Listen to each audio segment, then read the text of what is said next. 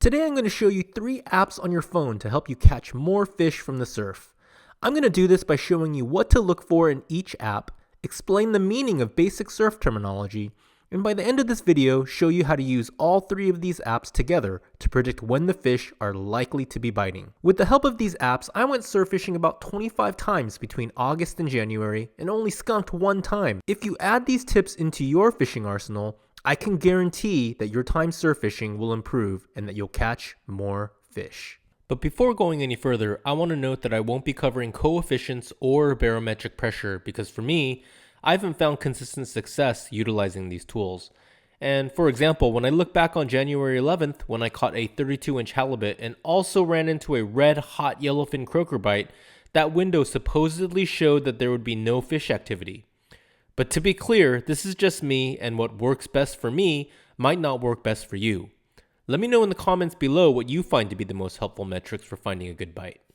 Alrighty guys, so let's jump right into this, and these are the 3 apps that we're going to be using: Tides, Windy app, and Surfline. But if you haven't downloaded them already, go to the App Store, get those onto your phone. We'll quickly back out and just search Tide. Click on Tides, and it should be one of the first ones. It's called Tide Charts, officially in the App Store. So go ahead and download that. We'll go ahead and go all the way back up to where I have these apps located, and we'll go ahead and open Tides. Now, all we're doing with this is measuring the peak high tide and the peak low tide and see where the water's at. If you tap the 3 bars up here on the top, you can choose the various locales. You can even favorite them in the app. And so right now, Los Patos Highway, that's in Orange County, Huntington Beach, and it shows you for February 3rd what the peak high tide and what the bottom tide looks like. Now, this is a huge thing, and for me, I didn't know this when I first started surf fishing like 5 years ago for the very first time, and it took me a while to figure this out. Because no one ever taught me. What I always assumed was that when it's at a 4.9 or the peak high tide, I assumed that was wave height. And so I actually equated how high it's going to be with how big the waves were going to be, and that has nothing to do. The wave height is a completely different metric and completely different from high tide. All the high tide means is when it's at a 4.9, it's just telling you, it's going to be telling you how far up the water is going to be on the beach. Does that make sense? It's not wave height. It's just showing you how far the water is going to be coming up onto the sand.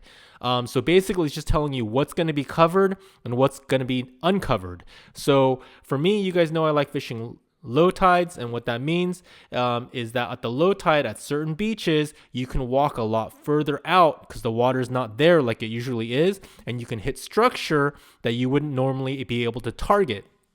Now, I use this as a very quick reference point just to see the days that I might want to fish. Before I go any deeper, I'm scoping out the days of where the bottom of the tide fits into my schedule. So if I had time to fish at 6 o'clock, and I wouldn't at 6:30 because it's going to be dark, but if I had time to fish at 6:30 and I see it's a negative 0.5 tide, I go, oh, that's the day I want to fish, and then I go into my other apps. All right?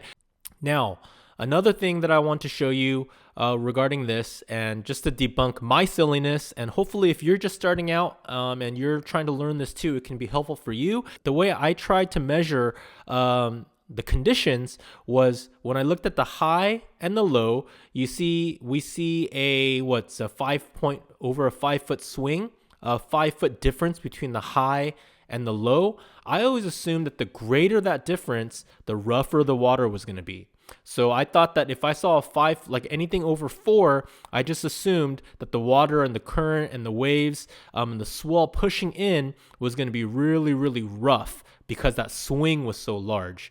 And that couldn't be any further from the truth. Likewise, if I saw like a 1-foot swing, if I saw the low tide at a 1 foot and the high tide at a 2 foot, or sometimes there are days when there's just no tide, I just assumed that those would be the real calm days and days that I would want to go out and fish.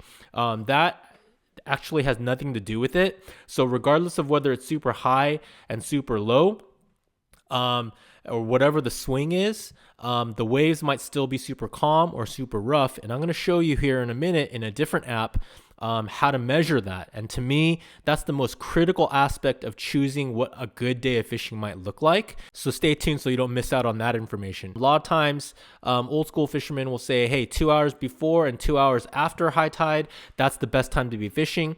That can be true, but I mean, as a general rule of thumb, I guess so. But at the same time, it really depends on where you're fishing. So it depends on what beach you're targeting. That determines when the best bite might be. I don't look at whether it's AM or PM. There is a golden hour bite that is in the evening and in the morning. I do believe that. Like if you get out there at great light, the bite might really be good. Fish are going to be active. But if the tide situation is not right and it's early in the morning, I generally won't be dictated by early morning or late afternoon. So some of my best fishing days have been at noon. So, all right, guys, so this is the Tides app that I use as a really, really quick reference point. So the next app is another one that I just look at very, very quickly, but it's a real big determining factor on whether I go fishing or not, and that's the Benjie app. And so you go ahead and click on the app, and it takes you to this front page. I just want to know, just in real simple terms, is it going to be windy or not? So if we were to go Torrey Pines, how do you spell Torrey Pines? I think that's Torrey Pines. Torrey Pines State Beach. So we'll go ahead and click on Torrey Pines and it'll bring up the forecast. So if we drill down, you can see it's broken up by 3-hour blocks. So at 7 a.m. it'll tell you how windy it's going to be. 10 a.m. I like this app because I find it to be pretty darn accurate. So if I wanted to fish at 1 p.m. today, I would go ahead and bring up the location that I want to go to, and I look down here at the knots. If it's over 10, if it's in the double digits, 10 and higher, chances are I'm not going to fish. I will fish in snow. I will fish in lightning, rain. I'll fish when it's super cold, super hot. I don't care. Any kind of condition, I'll go out there and give it a shot. But if it's going to be super windy and I know it's going to be really, really brutal out there, chances are I'm not going to go fishing that day. I see 6 and 4. Good enough for me. It's in single digits. I'll head out. Once it's at about 7 or 8, it will start getting uncomfortable. 7, 8, 9, uncomfortable. But I generally, if I really want to go out, I'll still go out. If I see it in double digits, chances are I'll just do errands at home, get some vacuuming done, take out the trash, and do some laundry. So okay, this is the Benjie app, guys. Now this last one I find to be hands down my most used app for measuring fishing conditions, and I'm going to break down exactly what I'm looking for in this app. There's a lot of information here, and I'll also show you why I use the tides first before jumping to Surfline. But Surfline is a very, very valuable app, and I'm going to show you why. So go ahead and open Surfline, and right up here we have our favorites. You can also go down to explore, and based on where you're at, you can search all these different locales. Yeah, we'll go to Huntington Beach Southside, and we'll go ahead and click on Huntington Beach Pier Southside. And what is super helpful about this particular app is they have surf cams. It shows you the video of what exactly the water looks like. So you can kind of test what you're reading under the conditions chart. And then here's the thing, it shows you surf height. So surf height, again, now this is the height of the wave. So generally speaking, if I see a 1 to 2 foot or 0 to 1 foot type of situation, I know that it's going to be a little bit easier for me to fish. So 1 to 2 foot means that the waves that we see in the water are not going to be very high. And then here is really the game changer for me. The one thing that I'm looking for most critically in terms of measuring whether it might be a good day out on the water for me is time between each swell. So what we see here, we see the 2 to 3 foot wave height, and then we see 3 different lines. We see a 1.2 foot at 6 seconds, and we see a 0.6 foot at 10 seconds, and we see a 0.3 foot at 14 seconds. That's telling you how many seconds is elapsing before the next wave comes from that swell. The key thing that I'm looking for in time between each swell is double digits. Again, I'm looking for 10-second minimum. If I see all 3 at double digits and I see, I see them at 15 seconds, 14 seconds, 16 seconds. I know that the conditions are going to be super calm. It's going to be a lot easier for me to get out there and throw my Lucky Craft or throw my Carolina rig and keep my presentation in place. And I'm going to be able to swim my lure the way I want to swim it. My theory here, guys, is regardless of whether the water's rough or calm, I think the fish are still going to be there, man. Fish got to eat.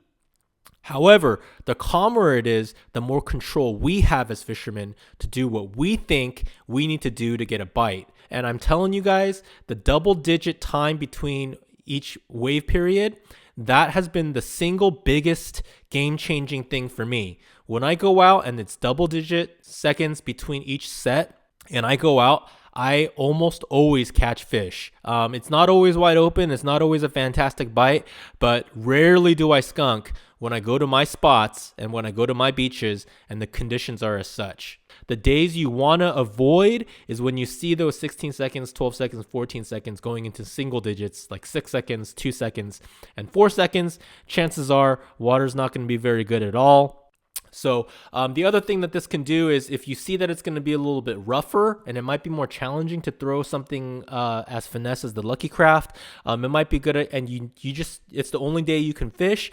It can also help you adapt to how you prepare. And instead of maybe throwing the Lucky Craft, you can put on a 1 ounce, 1.5, 2 ounce sinker, throw a high-low rig or a Carolina rig with a heavier surf rod and just do some bait and weight, as that might be a lot easier to get bit that day because it's going to be a little bit rougher. Please let me know what you use and what you find to be most helpful for you and what has brought you success. I'd love to hear it down in the comments below. Let's help each other, and I'm always learning. And just remember, guys, I'm just an average fisherman, so if it's something I can do, you can definitely do it too.